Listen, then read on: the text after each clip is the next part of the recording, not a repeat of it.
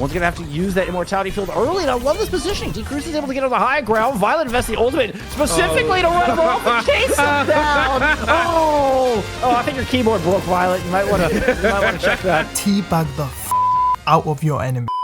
Violet is one of the most decorated players in the history of Overwatch esports. So what is he doing in tier 2 of EU? Some say avoiding military service, others say taking the bag, but I say it doesn't even matter. What does matter is that he's demolishing the competition and reminding people that he's not called the GOAT for no reason. Yeah, let's forget about the $80,000 Ajax, because today we're going to be taking a look at Violet's Illari and why he might be the best one out there, considering he played her to beat the current world champions, Team Falcons. It was only one map, but you get what I mean.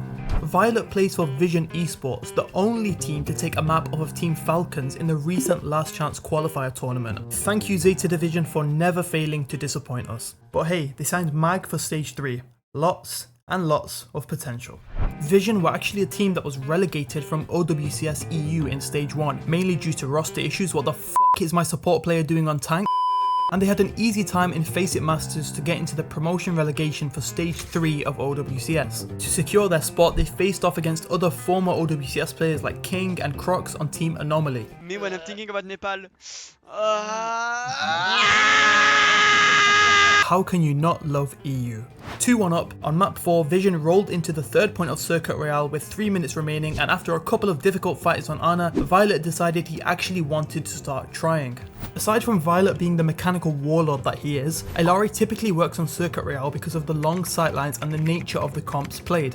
On this map, you'll commonly see heroes like Baptiste, Sigma, Sojourn and others that play for space using long angles and consistent pressure, which is also perfect for Illari. Neither Crocs nor Tama are known for their Sigma, so this match they opted to take the Orisa mirror partially out of comfort. That of course means we get to enjoy more Orisa. I fucking love Orisa.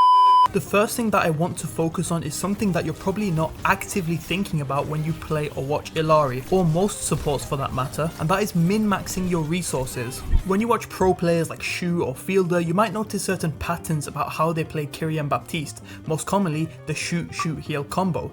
These combos are great general habits to have for those heroes to improve your uptime, but what should you do on Illari? She doesn't have a rhythmic combo like the others, but the idea of min-maxing still applies, and I'm going to show you how. Let's look at 2 clips, the first being your friendly neighborhood Plat Illari player, and then a clip of Violet in his match. When watching, think about what we just discussed.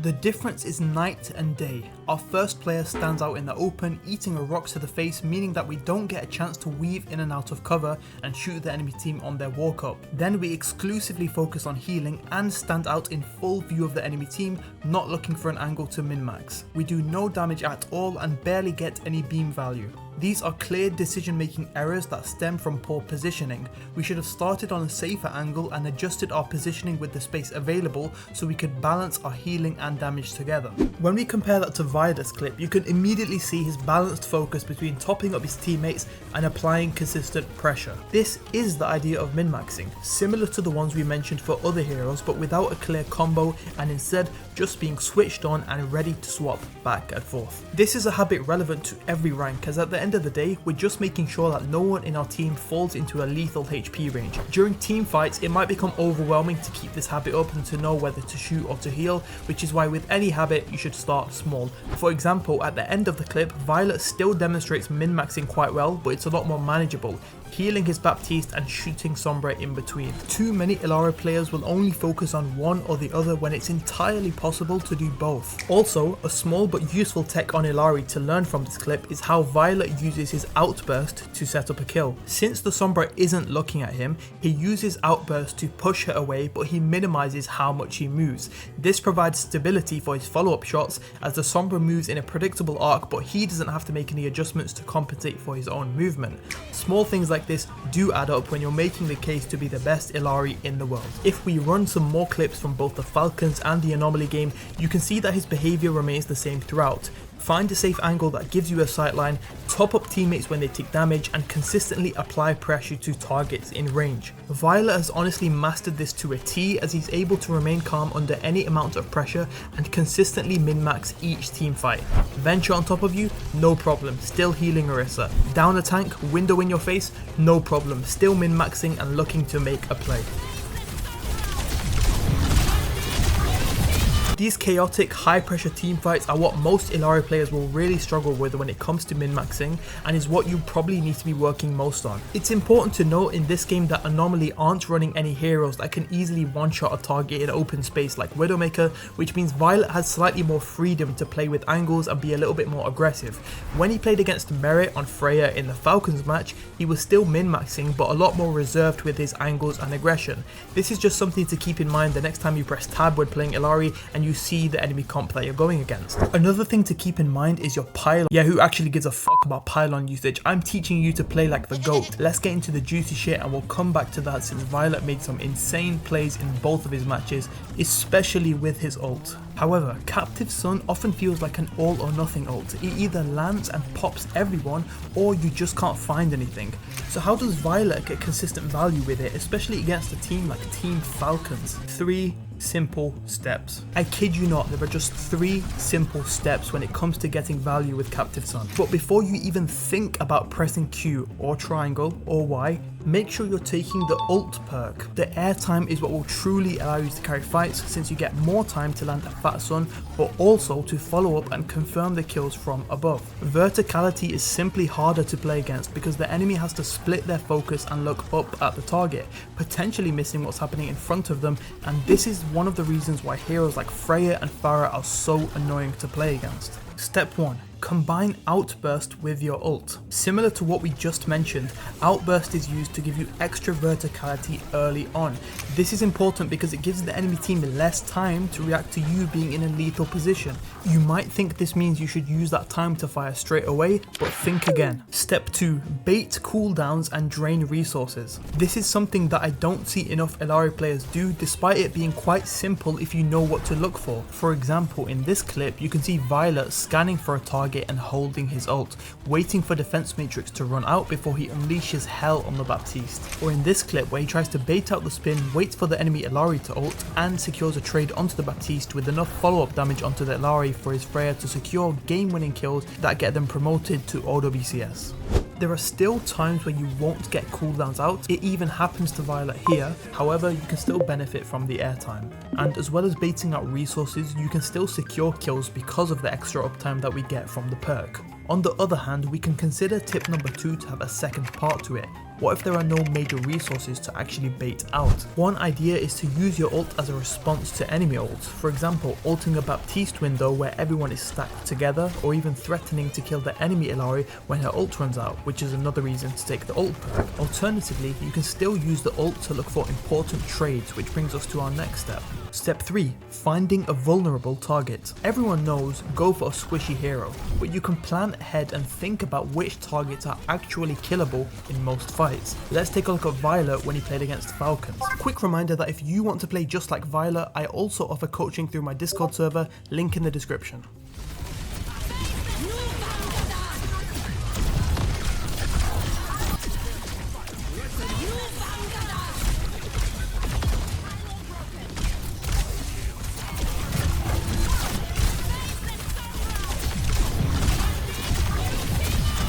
Did you notice what all 3 ults had in common? He chose Freya as his target, but for what reasons is she vulnerable?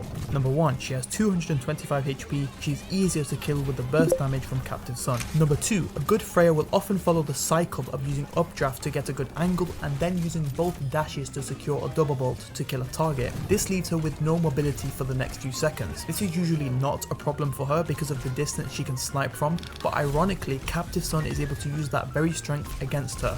It's not exactly a counter, but it's a great way to fight back with your ult. Height, timing, target. The recipe for a perfect Illari ult. It's still important to keep in mind that not every Illari ult will end up being perfect, so don't be too harsh on yourself. And finally, move your fucking pylon. Move it again, and again, again. Many players barely think about it, but your pylon positioning is way more important than you think. Not only does your pylon top up teammates during the neutral, which allows you to keep the pressure on and build your ult faster, it's basically a third healer during duels or clutch moments in the fight. We all know how annoying it is to fight someone who has a pylon pocket, so let's look at how Violet sets them up. Similarly to the ults, there are 3 things that make up good pylon usage. The first thing is safety, making it difficult for the enemy team to actually destroy your pylon. Many Illari players don't realize just how exposed their pylon is from the position of the enemies, as there's often an edge sticking out that's easy to shoot. This looks like a decent pylon, right? Wrong. Violet immediately recognizes that it will be sticking out, so he chooses to destroy it and take the 5-second cooldown instead of 14, again maximizing the uptime as he gets it back in a safer position. So what actually is a safe position for your pylon? It's typically just a place where the enemy team would have to overextend or make a serious push beyond their current space to destroy, and this is why it's helpful to try and have an idea of where the neutral stage of the fight will take place. Violet knows that his team has space on this corner, his pylon has appropriate cover, so he's good to go. If you want a faster Captain Sun, if you want that constant healing uptime, stop coin flipping your pylons. Think about which areas the enemy can actually see and make sure your pylon has enough cover. Of course, if the enemy team has a flanker like Tracer or Sombra, it becomes easier for them to destroy any kind of pylon, but as Illari you should have an idea of the path they will take and be able to scout them in advance. Notice how sometimes Violet places his pylon centrally and high up, and other times he tucks it into a corner. The second pillar of what makes a good pylon is maximizing reach. For example here, by placing his pylon high up on this corner, he covers the ledge that his Freya can play on and his team fighting main. Similar situation here where he puts the pylon where it reaches him on the ledge and his Orisa holding the corner. There are cases where you may want to put your pylon lower, like 1 if you want to make the beam less obvious to flankers, and 2 if there's a safer spot lower down that has more cover. Finally, Violet makes sure to constantly redeploy to positions that are relevant to the fight. Your pylon might be sitting pretty in a safe location, but it's useless if the team has moved on. At the same time, your pylon might start in a safe position but get destroyed once the enemy gets a pick and moves up. It's better to have that 5 seconds of downtime and redeploy than constantly having your pylon taken out for 15 seconds at a time, since you probably won't even have it for the actual fight. If you feel like your team is about to lose the space that you're in, the enemy gained an angle on your pylon through a dive, or even that your own team is moving up to a new area of the map, redeploy. And there you have it, the 3 pillars of a good pylon and the final step of the fundamentals that Violet has mastered on Illari. Thanks for watching, let me know which hero and or player to cover in the next video. Sub the homeless coaching on YouTube. Homeless coaching, mate. Sub to homeless coaching.